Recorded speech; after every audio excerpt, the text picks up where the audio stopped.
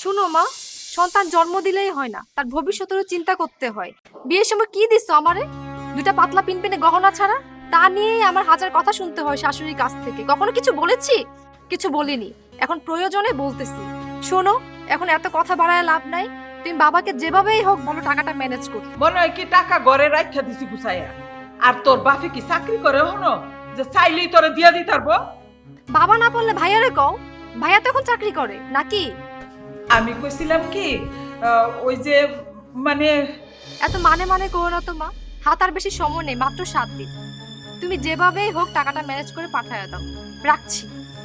Hello hello Mitu Mitu শোন শোন, ফোনটা রাখিস না মা। শোন, তুলনাটাকে আমি করতে গেলে কয়টা বাজে? খেল আছে? আমি তোমার কিছু জিজ্ঞেস করতেছি, কান্দা যায় না? কয়টা বাজে? আচ্ছা তুমি গড়ি দেখতে পারো না কয়টা বাজে? আমারে জিজ্ঞেস করো কেন? আরে দুপুর করে বিকাল হয়ে গেল, এখন পর্যন্ত খাবার টেবিলে খাবার নাই। এই বাসায় কি আমি একলা থাকি? তুমি বৌমারে কইতে পারো না সারাটা দিন শুয়ে থাকে? এই দাঁড়াও দাঁড়াও দাঁড়াও দাঁড়াও, তুমি এরকম সিলাইতেছো কেন?